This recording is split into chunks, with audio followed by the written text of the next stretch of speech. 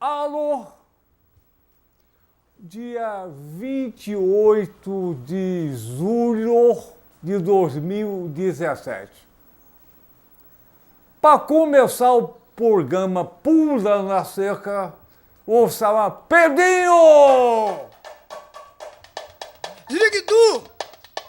Ziriguidu! Teco, teleco, teleco, teco, teleco, teleco, teco! Senhoras e senhores, cobriu de lona é circo, descobriu é pular na cerca. Um programa que não tem censura, não tem roteiro, é como a vida é. 1, 2, 3, pulando a cerca com vocês! Vai, Daniel! Alô, Pedrinho! Grande Pedrinho! Então, o inusitado programa de televisão Pulando a Cerca é um pequeno programa, sim, mas uma grande bandeira. Pulando a Cerca não tem pauta, não tem roteiro, nem censura, é como a vida. O apresentador desse programa sou eu, Daniel Suturiante, médico. Aliás, o único apresentador do mundo que já teve AVC, acidente vascular cerebral, estamos no ar. O acidente vascular cerebral é a doença que mais mata no Brasil e no mundo. Então, eu sou o próprio Pulando a Cerca. Olha só, e pular a cerca por quê? Por cima, pelo meio, por baixo. Porque a gente vê o outro lado. O outro lado não tem sacanagem, não tem corrupção. Tem o quê? Saúde, educação, justiça. Bom, deve ser essa coisa que não para de fazer barulho. Tudo aqui é ao vivo. Olha só. O nosso convidado hoje é um professor da UF, um professor de física da UF, o professor Éden Vieira Costa. Vem pular a cerca, professor Éden! Vem cá pular a cerca! Vai pular, pulou! Então, professor Éder, bom dia, boa tarde, boa noite, porque o programa repete à tarde e à noite. Então, bom dia, boa tarde, boa noite. Bom dia, boa tarde, boa noite. Olha só, fez xixi? Fiz. Fez xixi, começou bem. Professor Éden, qual é a tua idade? 66. 66 anos. 66. Eu tenho 95. Olha só, isso. 66. Eu tenho 95. Não, você é garoto ainda. E você nasceu aonde? Nasci em Petrópolis, estado do Rio, cidade serrana. Como é que foi a tua infância? Eu nasci numa vila operária, num bairro chamado Meio da Serra, na Serra de Petrópolis. Eu vivi ali até os 6 anos. Aos 7 anos fui para o bairro Alto da Serra, na Rua Tereza. Na Rua Tereza, que hoje é bastante conhecida. Então era o bairro operário. Era um bairro operário. Os dois também. O meio e o alto. E o alto. E a Rua Tereza era uma rua típica de pessoas comuns. Tinham 2 grandes indústrias, onde o pessoal dali, em geral, trabalhava nessas indústrias. Então, olha só, o Éder é meu amigo, uma pessoa espetacular. Olha só, vamos localizar, porque o programa passa na internet. O cara na China não sabe onde é Petrópolis. Então, Petrópolis é estado do Rio, Brasil, mundo. América do Sul. América do Sul e mundo. Mundo. Então, agora está localizado Petrópolis, é uma cidade do estado do Rio. Aí você foi para o Alto da Serra. Alto da Serra, Rua Tereza, onde eu passei minha infância, adolescência, até fazer vestibular. Bom, aí eu Calma, aí o teu pai era operário. Operário. E a tua família era grande? É grande, todo mundo operário, todo mundo. Assim, eu sou... A minha vivência de infância e adolescência é de vila operária. E como é que foi a tua infância? Para mim foi ótimo. Foi ótimo. Eu tinha espaço, tinha a brincadeira o tempo todo e estudava. Eu comecei num grupo escolar, estudava e brincava. Então, me divertia. A tua família era grande? Grande. Muitos primos. Primo e prima? Primos, primas, e os colegas da rua. E você brincava de médico com as primas? Não, elas eram mais velhas do que eu. Elas eram mais velhas do que eu. Não tinha prima nem da mesma idade, nem mais nova, era tudo mais velho. Mas não brincava de médico com as garotas da vila? Não. Não? Não. Eu brinco de médico até hoje. É bom, mas prima é bom. Prima grande é ruim, não é? Não, mais velha não tinha chance. Não tinha? Ora, eu acho que tinha. Ele ficou meio, sabe, ele ficou meio tenso, eu acho que tinha sim. Internet é fogo, esse programa é muito divulgado. Olha só, então, o negócio com a prima grande era legal. E a tua adolescência? Foi ali na Rua Teresa mesmo, no bairro no Alto da Serra, e tinha um grupo grande de jovens, adolescentes, e nós nos divertíamos muito. Tinha o clube de uma indústria, uma fábrica de tecido, Dona Isabel, que já está extinta. Então era o clube onde nós frequentávamos, divertia, a baile, né? Então você pulava a cerca, então? Pulava a cerca ali. E legal. E vamos lá. Aí você ficou em Petrópolis e começou a pensar em estudar um curso superior. Aonde? Por quê? Então, o seguinte, por exemplo, não era comum, na minha família, os meus primos, o pessoal parava ali na fase inicial, do primário mesmo, parava por ali. Mas, assim, o meu pai tinha hábito de leitura. Meu pai só tem um antigo primário. Mas na minha casa tinha uma estante. Tinha uma estante com livro, com a literatura brasileira. Então, eu acho que isso fez a diferença. Eu gostava, aí comecei a ler aqueles livros e aí fui estudando, aí fiz o antigo científico de noite, trabalhava de dia trabalhava. E estudava à noite. Trabalhava numa companhia eletromecânica Selma. A companhia elétrica lá em Petrópolis, está lá, tem até hoje. Mas, Éder, você tinha quanto irmão ou irmã? Nós somos ao todo 4, são 3 homens e uma mulher. Só você que pensou fazer o curso superior? Não. A irmã casou e foi cuidar do lar, mas os meus outros irmãos, o mais velho, eu, que sou do meio, e o outro, todo mundo pensou nisso e foi a luta. Então o teu pai dava maior força? Dava maior força. Meu pai e minha mãe também, mas o meu pai tinha uma visão melhor, né? Tinha uma estante com livro numa Vila Operária. Que legal. Para você... Uma coisa rara. Rara. Olha, eu acho que nessa vila que eu nasci antes de ir para a Rua Teresa, eu acho que nenhuma casa lá tinha uma estante com livro, assim, de literatura brasileira, né? Então você veio para Niterói estudar? Bom, aí imagina, que na época era científica, que a gente chamava o segundo grau. Segundo grau.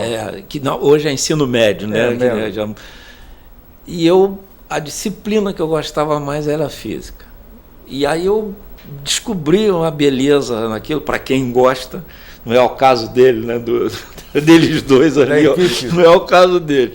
Mas eu descobri uma beleza na física, eu estudava aquela que eu estudava mais, botava mais tempo disponível para estudar, porque eu gostava, e botei na cabeça de estudar física. Lá em Petrópolis já existia a UCP, que tem até hoje, mas não tem um curso de física. Acho que até hoje não tem, não sei. Hoje eu não sei. Eu vou perguntar, antes de você falar do curso de física, que você deve ter feito o vestibular na UF, teve alguma questão de racismo, né, na tua infância, na tua adolescência? Teve. Fala disso. Bom, você, por exemplo, uma coisa que é característica aqui no Brasil, você não vê essas questões raciais, em geral, nas relações interpessoais entre amigos. Você sai em grupo, você acampa, se diverte, tudo bem, até querer começar a namorar a irmã ou a filha de alguém. Aí o bicho vai pegar. E foi assim que eu senti pela primeira vez. O primeiro caso, eu era menino ainda, um primo meu, que eu tinha muitos primos, na Vila Operária de uma fábrica chamada Companhia de Tecidos Cometa, em Petrópolis, extinta. O meu primo começou a namorar a filha de meu tio, trabalhava na fábrica, o pai dessa menina também trabalhava na fábrica, 2 adolescentes começaram a namorar e veio à tona a questão racial. Porque para conviver, para brincar, para se divertir, tá bom, não pode namorar é que o bicho pega. O namorar, qual é a razão do namoro que dava o racismo? Eu não sei se é porque a possibilidade de ter filhos negros, ter neto, né? Então o teu primo era negro e a moça não era? Não era. Bom, agora eu entendi. E aí que, bom... Aí isso foi a primeira vez, eu devia ter uns 8 anos, meu primo uns 15, mais ou menos. Foi a primeira vez que vi à tona isso na minha cabeça, mas ficou por ali, esquecido.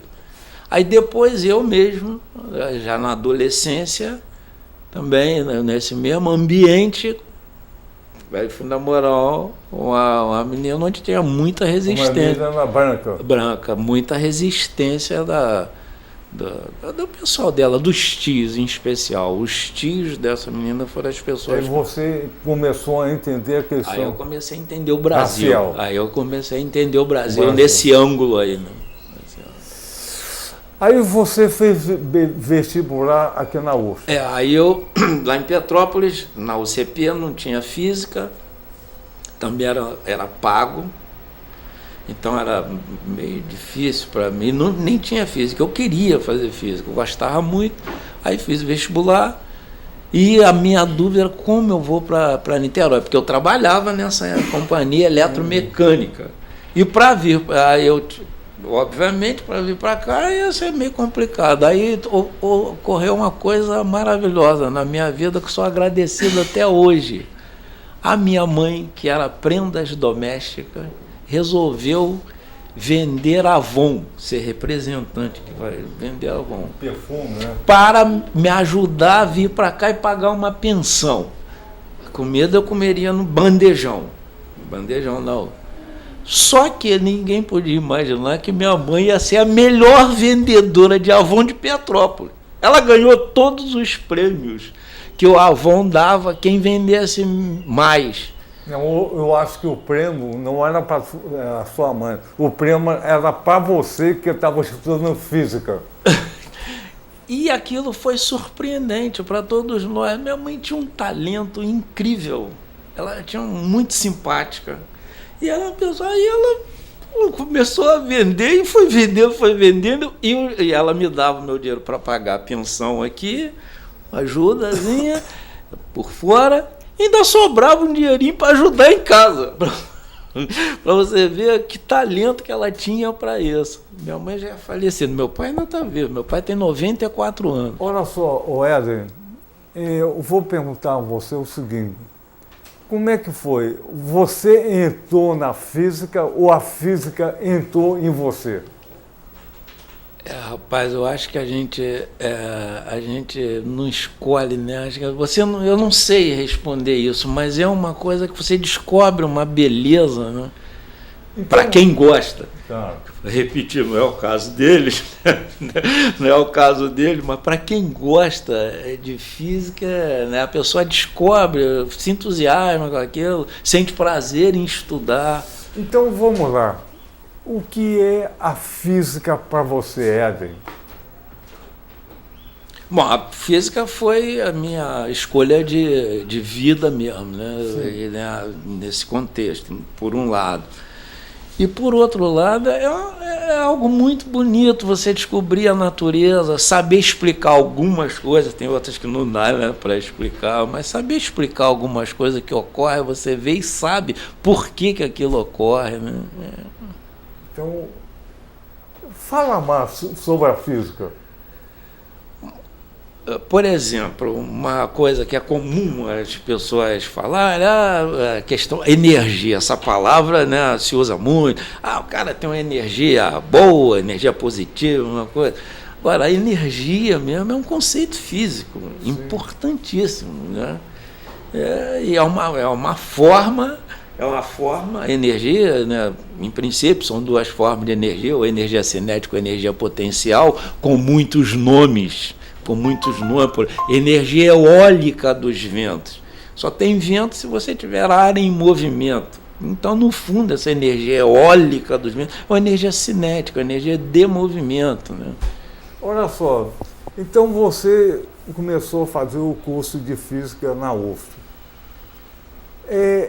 Quando você estava fazendo o curso de física, teve alguma questão racial também? Em relação a você, aluno? Não, aí não. Não, assim, por exemplo, no meio acadêmico, a meritocracia realmente funciona. Eu não vejo diretamente essa... as questões raciais no Brasil são muito sutis. Eu não acho, não. Você acha que as pessoas se declaram racistas? Claro. Explicitamente? Claro. Marginalizando,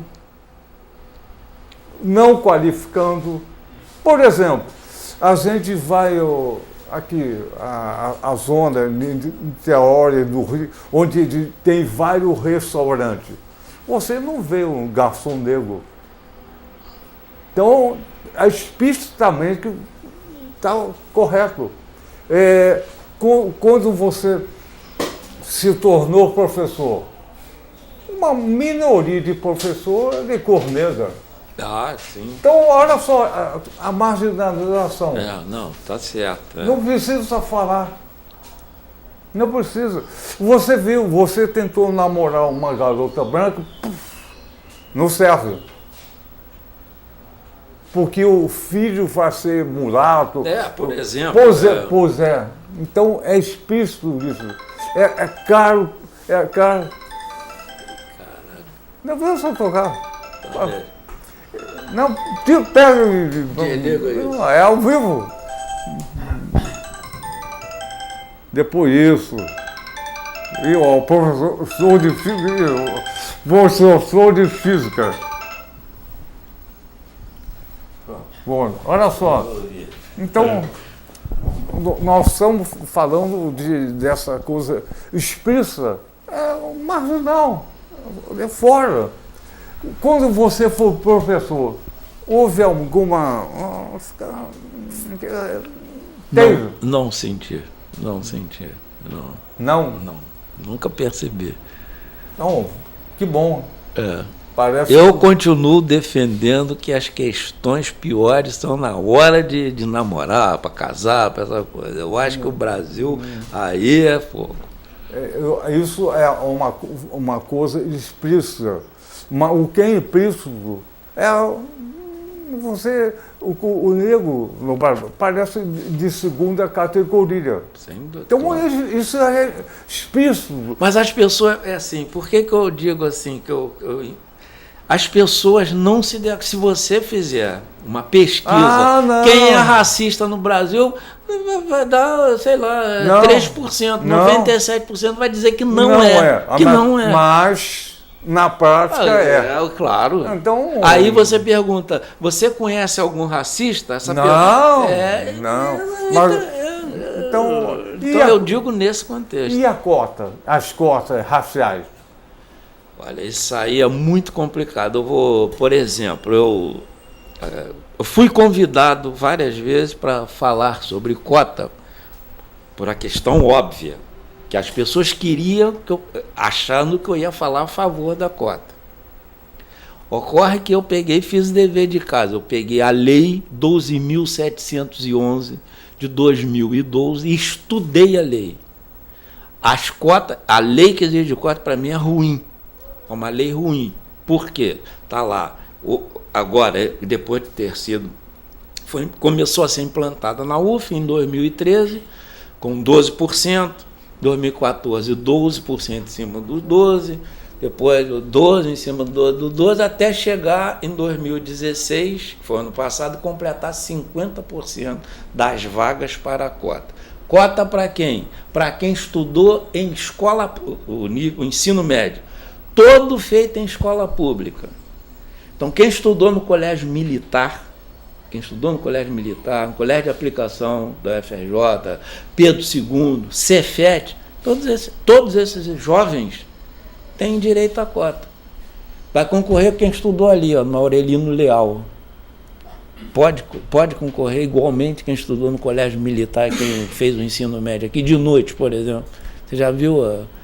Isso é justo? Para mim, é uma injustiça. O cara que estudou no Pedro II, sei lá, no Cefet, vai concorrer igualmente com o menino que estuda aqui no Aurelino, Raul Vidal. Então, eu sou contra, da forma que foi colocada. Eu estou discutindo essa questão. Você está falando o seguinte, esse ano, finalmente, a USP e a Unicamp resolveram aderiram a cota. Ela refrataram a USP e a Unicamp. O raciocínio foi o seguinte: para você entender a cota, tem que ser negro. O branco não entende. Não, isso aí o sociólogo não entende. Uma coisa é diferente. O branco pobre perde um pego. O negro pobre perde um pego. Olha a diferença. Olha, aí é explícito. Ele vai escolher o primeiro branco. Olha só como é que eu falo, que a coisa é explícita, não precisa nem falar. É igual a mãe. A mãe dorme no quarto, o filho dorme no outro, o filho pequeno. A criança chora, a mãe sabe o que é. É mamadeira, é xixi na cama, ou o que for. Só pela percepção. Perfeito. Então, eu acho que a percepção... nós não somos racistas, mas eu tenho um amiguinho que é neguinho. Esse é o Brasil, exatamente. Então é tudo implícito. Então, para entender a cota, tem que ser negro. Éder, eu fiz questão de trazer você aqui, porque você é uma pessoa amiga, é professor de física, então não é branquinho igual a mim. E qual é a porcentagem de professores aqui nessa universidade, qualquer universidade pública ou particular, que é de cor negra? A minoria. A minoria, esmagadora minoria. Isso é uma coisa explícita. Isso aí salta aos olhos. Você Pois entrar num não é só a questão do namoro com branquinha, não. É real. Mas no namoro fica explícito. Na hora de namorar o pai da garota, ele chega e se declara. No outro fica implícito, mas você vê, mas ninguém fala. Éder, o Brasil tem 30% de população branca, 70% é negro, mulato. E olha a diferença de 80 por 70. Claro que é totalmente explícito. Olha, eu tenho um exemplo. Quantos pessoas, parentes, primo, foram estudar no curso superior na Vila Operária? Dos meus primos, acho que nenhum. Pois é, 1%. Parece que funciona assim. Para baixo. Não pode, não deve, não vou conseguir.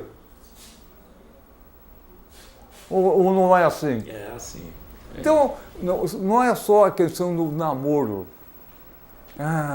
E quanto rapaz ou moça de cor negra queria namorar um branco? Uma porção. Mas ele não vai porque tem a questão do racismo. Isso é verdade. Pois é, mas vamos voltar à física. Falou na natureza. Você, que cadeira que você é professor? Depende, mas nesse período o ministro da disciplina que se chama Física 4. Explica qual é a Física 4. Pega uma... assim, em geral, né, pega a parte de ondas eletromagnéticas, aí depois você vai estudar o efeito fotoelétrico, que foi o efeito que o Einstein ganhou o Prêmio Nobel de Física em 1921. Ele ganhou por ele que explicou esse efeito fotoelétrico. Isso faz parte do conteúdo da disciplina, efeito fotoelétrico. Aí depois tem condução de eletricidade em sólidos, que é um outro tópico, e depois um pouco de física nuclear. Aí você fecha. E quando dá tempo, dependendo do calendário, quando às vezes a greve faz o calendário ficar encurtado. Quando nós estamos num período que não tem greve, aí o calendário, às vezes, é possível você falar um pouquinho do universo, da teoria do Big Bang, que é a mais aceita, né, para explicar o surgimento do universo. Tem outras teorias também, mas essa foi a mais aceita. E quando dá tempo, ainda chega até lá, um pouquinho de astrofísica, um pouquinho. Então, olha só, Éder, você falou que você tem uma posição um pouco divergente na questão das cotas. Tem. Eu acho que tem que ser melhor discutido. Como que você pensaria essa questão dos 50%? Por exemplo, eu acho que é injusto um estudante, na realidade atual do Estado, um estudante que estuda na escola do Pezão, do Sérgio Cabral, escola de ensino médio, e vou exagerar, trabalha de dia e estuda à noite. Uma escola pública do Estado destruída.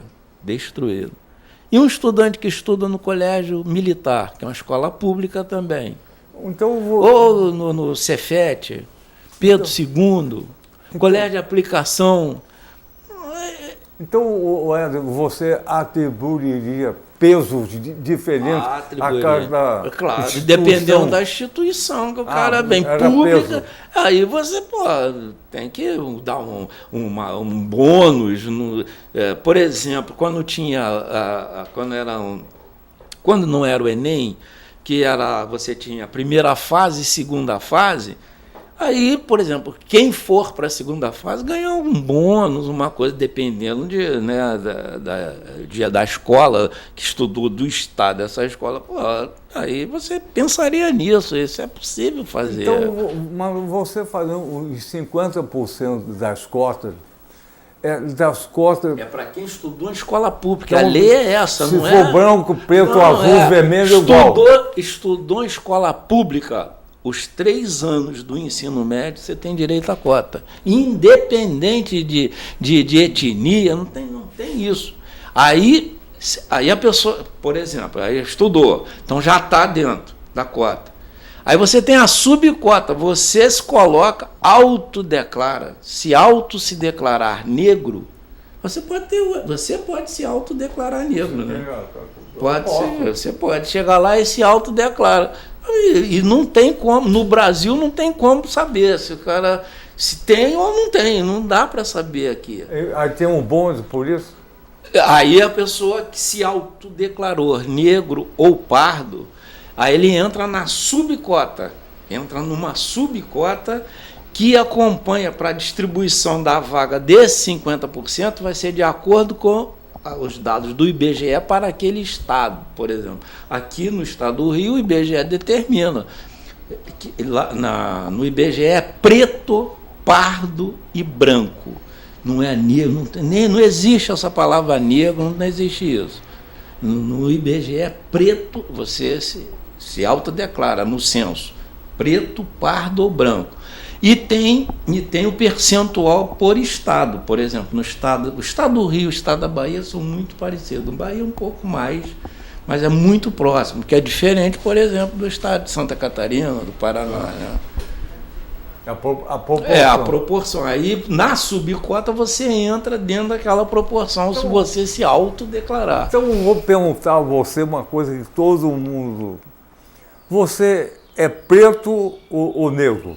Não, eu acostumei a falar negro, porque foi, olha só, nos anos, lá no meio dos anos 70, eu estava estudando ainda, terminando o curso, e começou uma luta chamada Movimento Negro Unificado, que reunia várias tendências, pessoas do PCdoB, do PCB, mas na hora do Movimento Negro, se unia, tinha as convergência socialista, aquele negócio, mas se unia nessa... Aí as pessoas se uniam e criou-se um movimento negro unificado, tentando ser acima, né, de questões de partido e tudo. E a palavra era negro. Era quase que proibido falar em mestiço, falar pardo, então, nem pensar. Aí eu acostumei com isso. E o correto... O IBGE defende, o IBGE, segundo eles consultaram antropólogos, inclusive colega nosso aqui, que você conhece, e dividiram, e foi dividido em preto, pardo, branco e indígena. Tem o indígena, preto, pardo, indígena e branco. Então na distribuição. Então é cota para preto. Cota para preto. Estou corrigindo. Alguém da equipe quer fazer alguma pergunta? Inácio, Zada, Pedrinho. Bem, Daniel, eu acho que o professor com certeza procede o que ele afirmou aí em relação ao desnível das escolas públicas federais, que são essas mencionadas pela escola do... E está tudo no mesmo saco. Isso, pelas escolas do Pezão, sem dúvida, né? A gente tem exemplos gritantes, como ele citou aqui na frente, e no colégio de aplicação da UF. Né? Então, com certeza. É desigual por isso. Né? Um aluno sai super preparado. Né?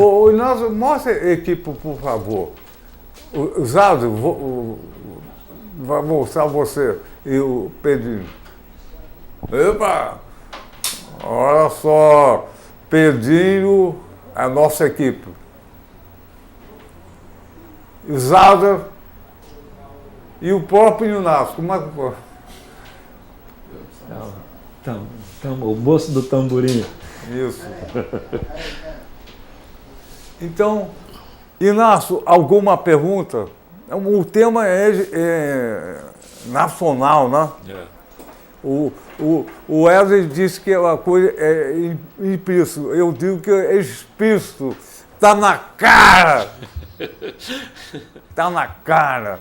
Professor, algumas coisas são escamoteadas, são meio que veladas. Aí eu pergunto, houve na sua relação interprofessores e a sua relação com os alunos, houve alguma manifestação, mesmo que velada, nesse sentido? Eu sei que você falou aí a questão do relacionamento com o adolescente na turma e tal, você está inserido no contexto, mas quando tem a questão da formação, como tem a questão do conhecimento e a aplicação desse conhecimento, aí eu pergunto, houve por parte de alguns professores alguma restrição ou alguma manifestação, mesmo que velada, quanto à sua aplicação de conteúdo? E aí eu pergunto, a reboque dessa história, houve por parte dos alunos alguma aspas, rejeição ao fato de o senhor ser negro? Não senti, eu nunca senti, por incrível que pareça, eu nunca senti. E às vezes até em alguns momentos, mas isso acontece com qualquer professor, não tem nada a ver com a questão racial.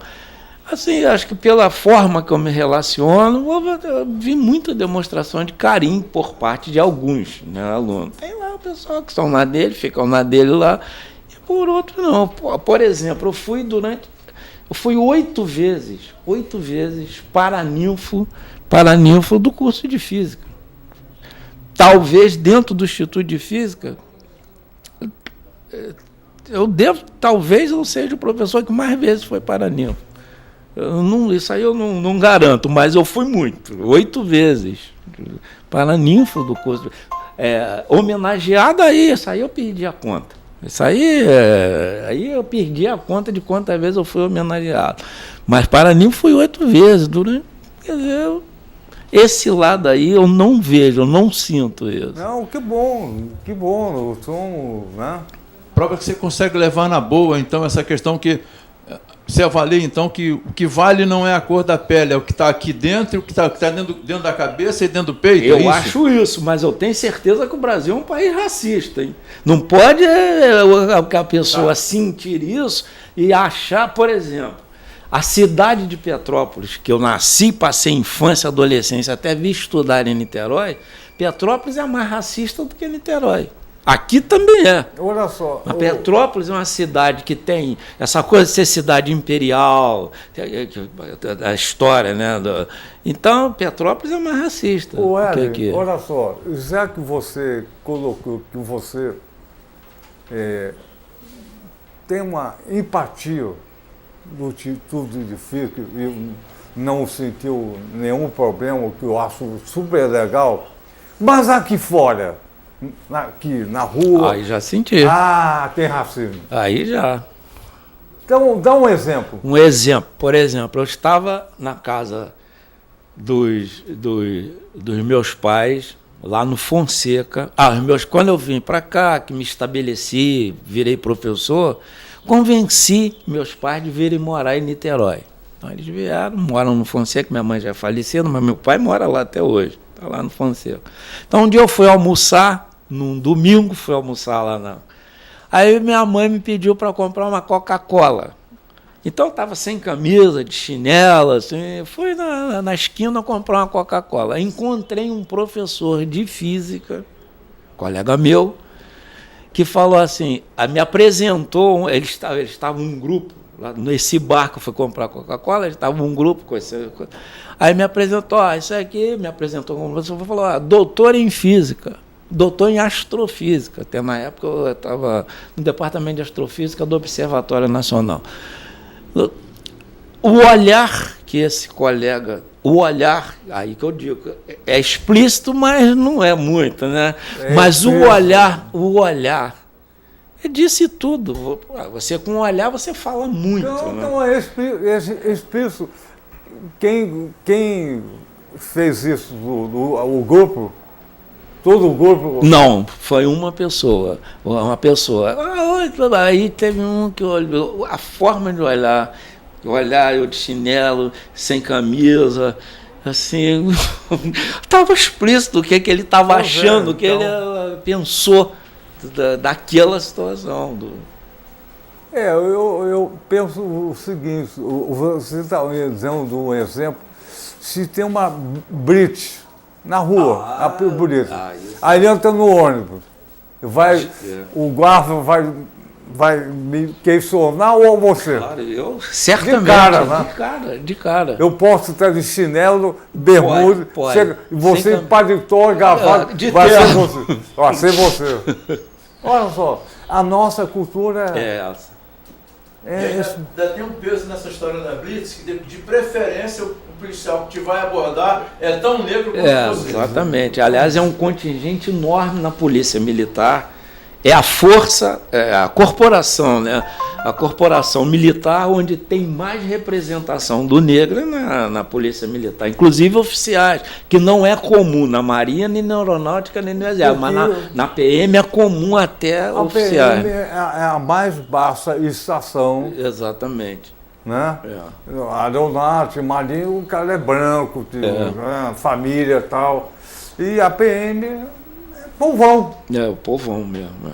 E o povão é usado para repressão à própria população. Não é isso? É isso aí, perfeito. E a PM foi usada explicitamente pela ditadura militar para reprimir o povão. E usava exatamente o continente preto. Agora fala certo. E aí, Éder, o que você está ação do programa? É um programa que é o professor de física da UF, e a física é importante, não o físico. E abordando a questão racial. Não, primeiro eu fiquei surpreso com o programa. Quando você me falou, eu não tinha ideia. Aliás, você, o tempo todo, você não disse, né, como seria o programa. Eu sei. Ele fez uma surpresa, assim, o tempo todo. Não, vamos lá. Mas eu falei, tem roteiro? Não tem roteiro. Não tem nada. É na hora. É na hora. Então é surpreendente, mas gostei muito, divertido. As perguntas são muito boas. Olha só, pois é, e é um professor de física da universidade e a abordagem da questão do racismo é fundamental. Parece que não existe, que é implícito, mas é tudo exterior, no exterior. E a tua fala é muito importante, foi muito importante. Então, e sem censura, eu falei, nem eu sei o que vai acontecer. O rumo, quem dá é o entrevistado. E eu sigo. E essa questão estava evidente. Não íamos falar de astrofísica no programa de televisão. Não tem nada a ver. O que eu queria que um professor da Escola de Física, da UF, de cor preta, desse o seu depoimento da questão do racismo, desde a infância, adolescente, até hoje, e na rua. Isso foi mais do que importante. Eu achei um programa legal. Vamos usar a ação legal? Fala! Com certeza, Daniel. Sempre bom ter esclarecimento sobre tudo. Com certeza. Inácio. Olha só, vou ser sincero, o programa foi bom, mas o professor ficou meio em cima do muro. É mesmo? Ficou, você não quis, de repente você não quis se ver mal com seus pares. Ou então você foi sincero nas suas declarações. Foi sincero. Mas aí eu achei que por conta dessa sua sinceridade, mas de repente é o seu cuidar, o seu lidar com todos os outros, e de repente a sua cabeça, a sua inteligência, a sua clarividência não lhe permitem olhar para coisas menores. Pode ser isso também. Pedrinho. Foi muito bom o programa. Bom, gostei. Bom, então, já que o pessoal achou legal, vamos reconvidar o professor Éder para a gente avançar com esse assunto. Você topa? Topo, claro. Então, vou marcar com você, retornar terceira semana de agosto. Para você... Tá bom. Tá. Ou não, é bom? Não, tranquilo. A próxima vai estar mais leve. Não vai ter tanta surpresa. Então, Éder, vamos terminar, professor Éder, da Física da UF, vamos terminar o programa cantando. Cantando? No ritmo que você quiser. 1, 2, 3, pulando a cerca com vocês. É o refrão. Vamos lá, canta. Um, dois, Três, pulando a cerca. com você. Mas na tua música, faz a música. 1, 2, 3, pulando a cerca Com você. Mais uma vez. Valeu. 1, 2, 3. Pulando a cerca com você. Mais uma vez. Valeu.